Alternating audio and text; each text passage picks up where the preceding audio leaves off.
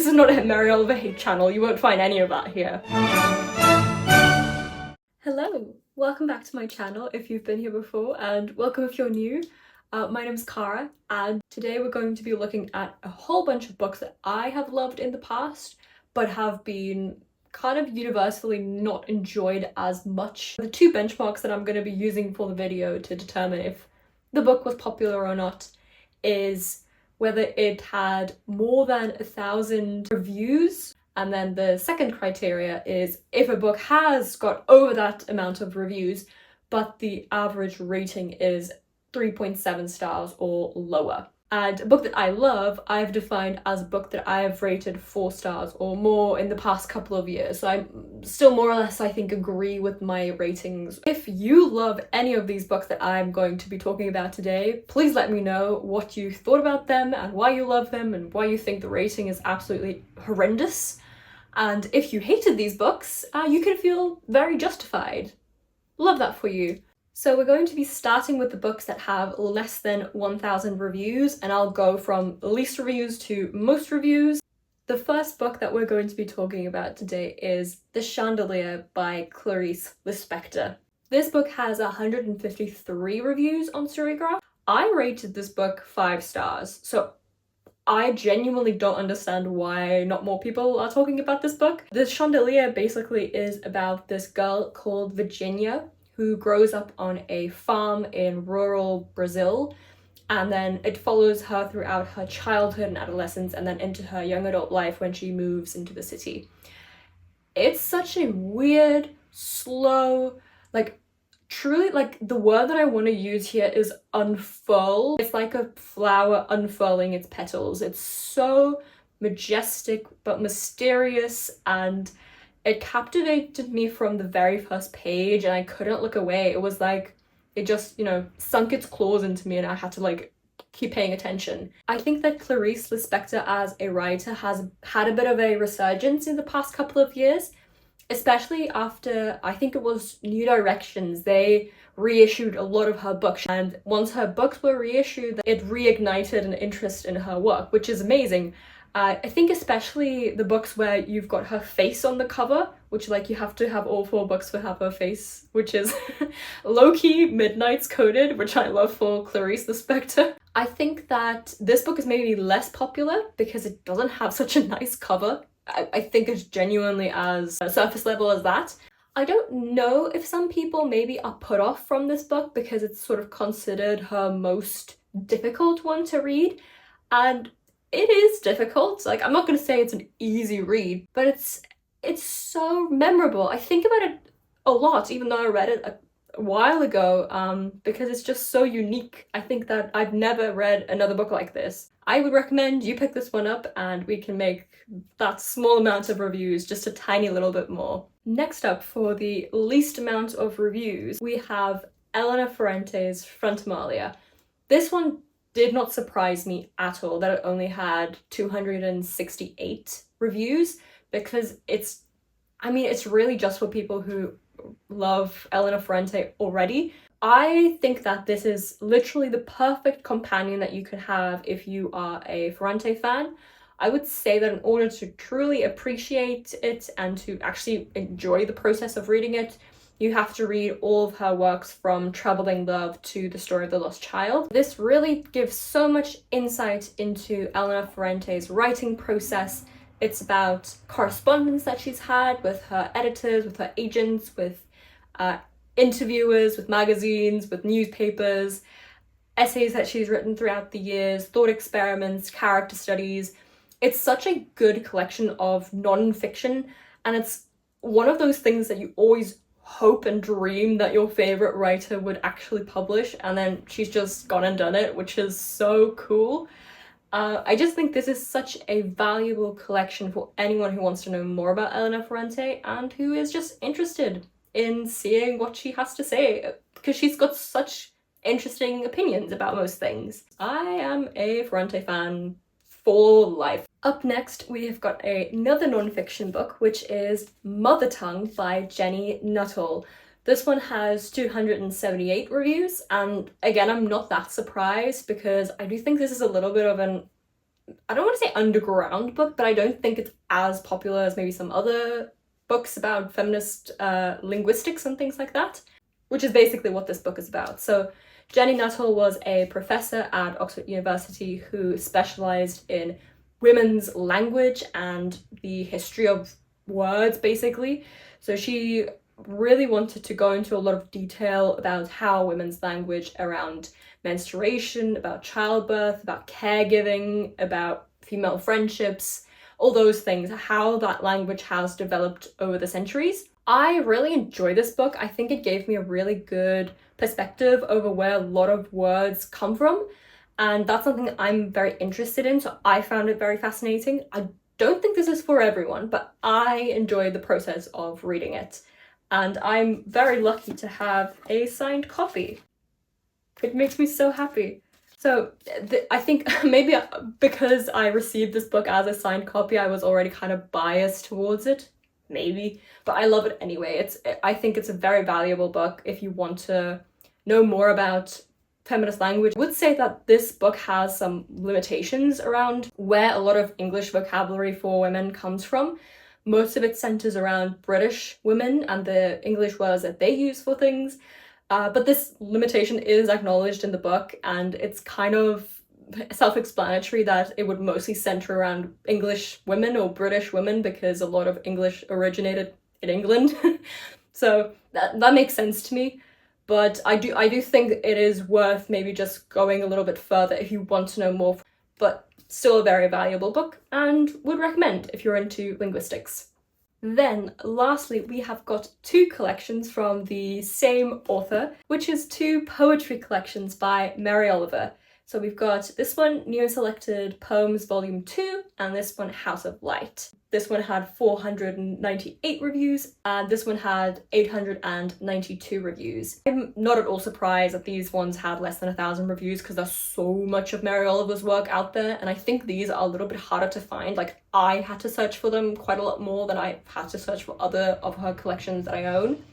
So yeah, no surprises there, but I loved both of these collections, so if you can find them, I would highly recommend them. Mary Oliver is a queer poet who wrote a lot about the ways in which people can find their lives reflected in the natural world, and everything she writes is just amazing. I just love her poetry so much. I think that she's just such a lovely poet to read because her language that she uses isn't very, it's not flowery, despite the fact that it's nature writing basically a lot of the time.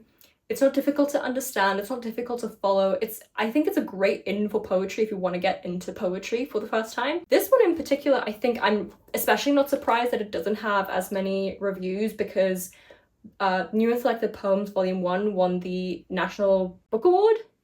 That's in America, right? I think so, yeah. So I think that a lot more people gravitate towards that one, but I actually enjoyed this version more than the Volume 1. I mean, each to their own, it's just personal preference. Anything by Mary Oliver, in my opinion, is great, so I would recommend either of these two. This was my favourite Mary Oliver collection that I read last year as well, so I mean, I only have praise for Mary Oliver. This is not a Mary Oliver hate channel, you won't find any of that here. Alright, next up is the books that have been rated 3.7 stars or less, and then my ratings for them. I'm trying to think, should I go from lowest average rating to highest or other way around? Let's go from highest average rating. So these ones at the beginning were rated 3.7 stars, and we're going to start with one of my personal favourite Ali Smith books, Hotel World. I have said this 500 billion times before, but Ali Smith is one of my all-time favourite authors. A lot of critics consider her to be Scotland's Nobel laureate in waiting, which is such a crazy title to give to someone. Hotel World mostly focuses on this freak accident that happened in a hotel in England. I don't know where in England, I'm not detail oriented like that. And in this freak accident, there is the one character who passes away very young, and it's basically about her family's reactions to this, but it also follows the reactions of some of the patrons in the hotel, and we also follow the beggar who's on the street, like across from the hotel, And there's even like a little bit of magical realism where we follow this dead girl's ghost, which is, I mean, I hate magical realism, but I loved that part. It was so well written. I just think that Ali Smith is so good at conveying emotion and eliciting very genuine emotions from the reader. There's nothing that annoys me more than when I can tell what emotion a author wanted to elicit from me. She kind of just gives you these events that happen and how people have reacted to it and doesn't paint them in a positive or a negative light. And I think that's so well done and it's so difficult to do. However, I can see why some people might not like Ali Smith as much.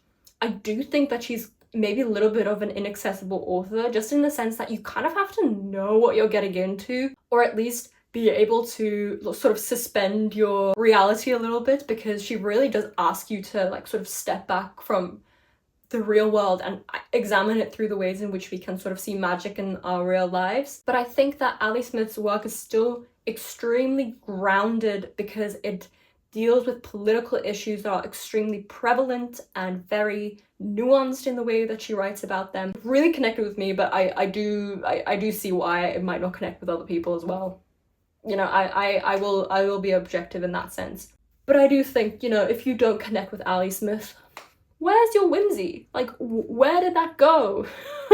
She's the most whimsical lipfic writer that I've ever come across. Next up, we have an extremely popular book that I'm sure everyone has heard about and everyone has an extremely strong opinion about, whether you've read it or not. And that book is My Year of Rest and Relaxation by Ottessa Moshfegh. This book follows an unnamed narrator who is living in New York in the early 21st century, and it follows her in the year after a very big tragedy happened in her life. And in order to cope / not cope with this tragedy, she decides that she wants to sleep for a year, to basically crawl into a cocoon and metamorphosize like a butterfly, and then when the year is up, she is basically reborn and she can continue with her life, but rejuvenated and refreshed. The average rating for this book was 3.66 stars, and my rating for it was 4 stars. I think the reason why I rated it 4 and not any higher than that is because the pacing was a little bit off for me. That sort of like put me off reading it sometimes. But I did enjoy the concept. I thought it was well executed. I liked Ottessa Moshfegh's writing. I found the unnamed narrator to be extremely compelling. I thought that her friendships or relationships with people were extremely realistic in terms of, you know, how she acted in the world, and she was like low-key really, really funny.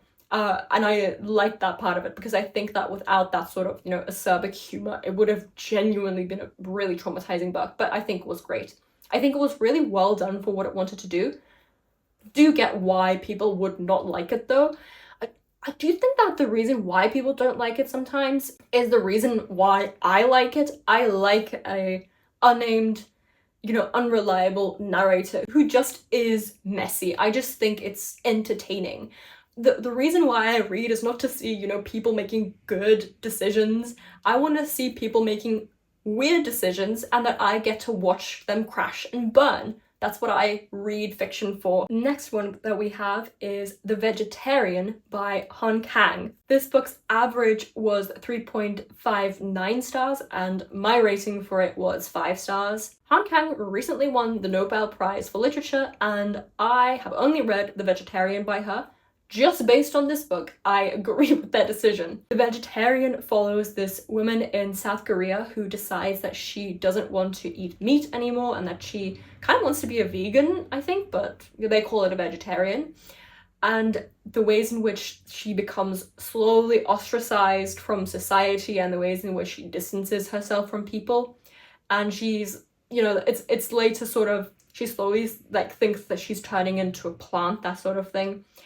The ways in which it follows this transformation is so fascinating because we don't really ever see her perspective, we just see outside perspectives. So we just see these things happening, but it's like distance. So it really gives you kind of a lot of leeway to decide what you think about her and also what you think about the characters that are describing the things that she's doing and the way that she's reacting. I think that this is such a good exploration over societal biases and stigmas, and I think it's presented in such an interesting way because it's such a short book, but it really just packs a punch that you aren't expecting. I can understand that people find the writing maybe difficult to follow because it's very weird. It's not like a logical structure, I don't think, and I think a lot of the times the ways in which the characters act toward each other would put some people off as well. However, like we've established, I like to watch things crash and burn when I read books. I think it's interesting. I don't want to see that in real life. I just want to see fictional characters fucking shit up. That is my type of book that I really love. So I think a lot of litfic as well, especially if it's litfic that became like popular on TikTok or something like that, is kind of shit on just because I just think most people who are like BookTok readers are mostly genre fiction readers, which is totally fine. And maybe I am, generalizing way too much, and I apologize for that as well.